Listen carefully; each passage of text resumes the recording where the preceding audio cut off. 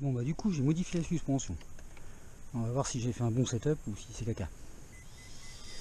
Je suis repassé en 500.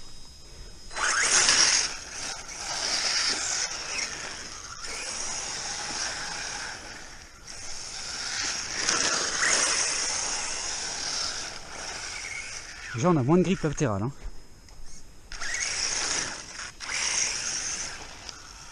Et des piles mortes évidemment. Déjà on a moins de grippe latérale. Et le bouton.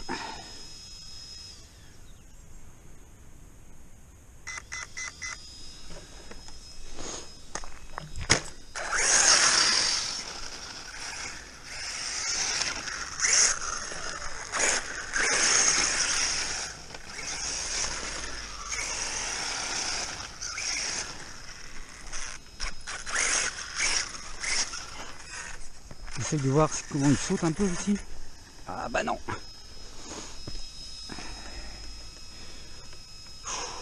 Vive les piles.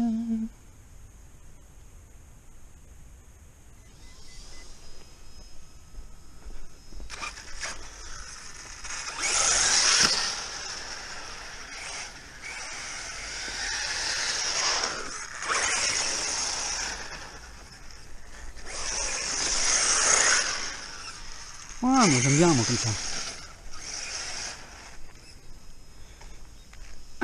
Alors c'est sûr il y aurait de bonnes piles, tu verras un peu la wannée qui mettrait, mais bon. Ah dommage, on peut pas sauter.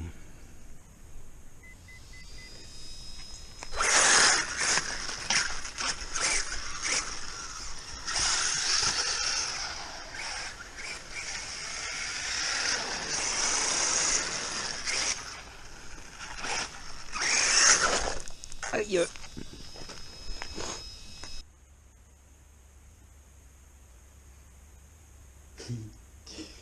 je suis en train de lire un truc.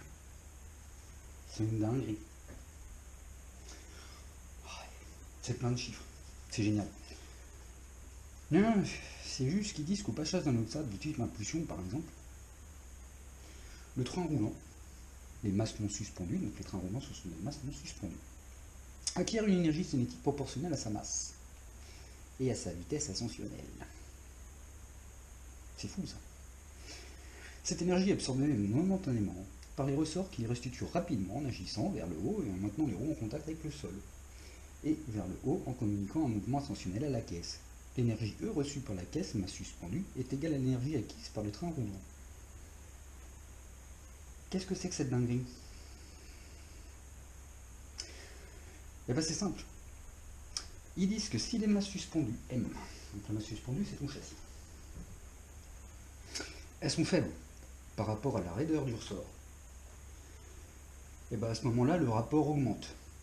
Et si ces masses sont faibles par rapport à la masse du train roulant, alors le rapport des masses suspendues et des masses non suspendues, excuse-moi, augmente. Et la vitesse ascensionnelle de la caisse est grande. T'as compris? Hein? Ça veut dire que plus t'es léger là, plus t'es lourd ici, et plus ta suspension, ton ressort il est raide, et plus boing, boing, boing.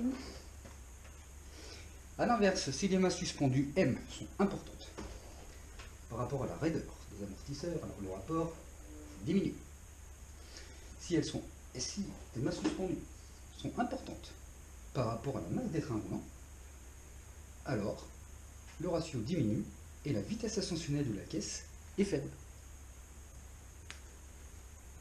Donc en conclusion, les éléments d'un train roulant devront posséder une masse faible pour éviter l'acquisition d'énergie cinétique importante. La caisse devra posséder une masse importante pour éviter les accélérations brutales. C'est qui le touillon qui m'a dit que si je mettais du poids là, avec mon arceau sur ma machine, ça marcherait pas? Écrit là. Bref.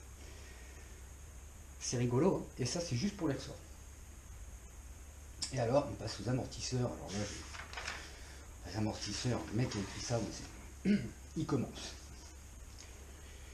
On part du principe que l'amortisseur de la compression du ressort n'est pas indispensable.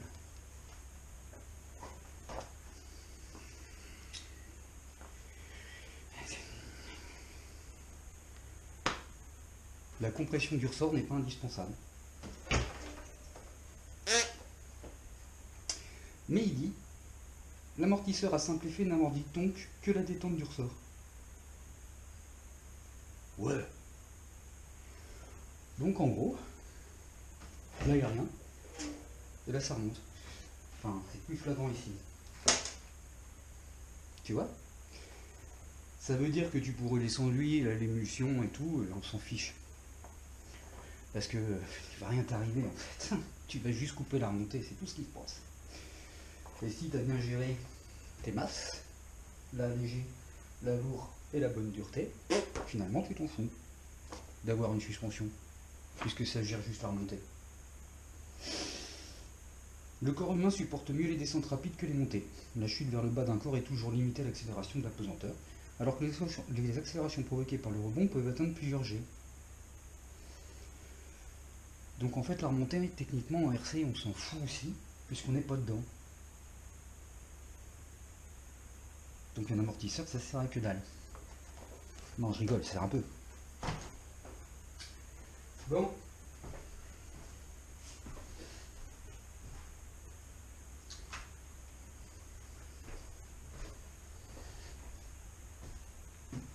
J'ai refait ma suspension, t'as vu?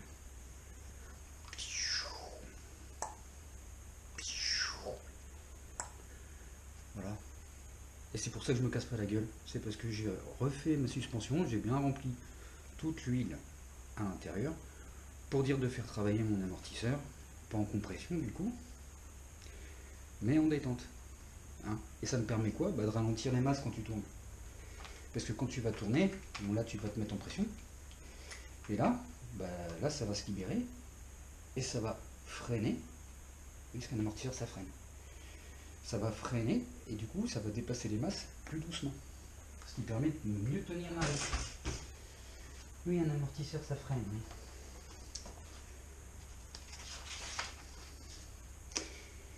L'amortisseur réalise un freinage par laminage d'un flux d'hydraulique dans les trous calibrés.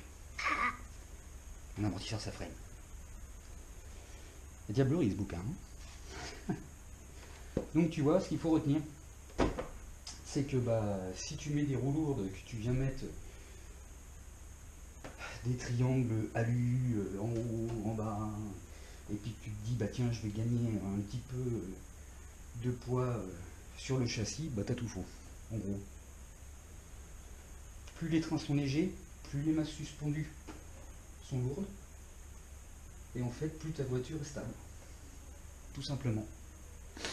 Et ouais, au passage, la pré-contrainte du ressort, hein, c'est juste pour que le ressort soit en place, pour dire que la suspension a travail. Hein. La pré-contrainte elle est juste là pour caler ton ressort, pour dire que quand le véhicule est en statique, bah tu travailles sur toute la longueur de tes amortisseurs. Voilà, tout. Si tu sers ta pré-contrainte à fond, bah tu viens te foutre comme ça tendu, et du coup bah, la compression elle est hyper dure, mais ta détente, bah t'as pas de détente, donc ton amortisseur il sert à rien.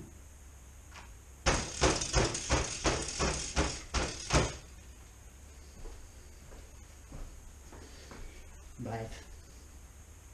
Donc si tu veux que ta caisse ça tienne la route, bah tu règles bien ta suspension et puis t'évites de foutre des triangles d'alu, et puis même si tu mets un peu plus de poids sur le châssis, techniquement ça va bien se passer.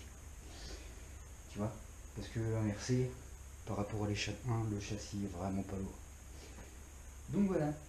Et moi je suis content, j'ai toujours pas de pile mais je suis content.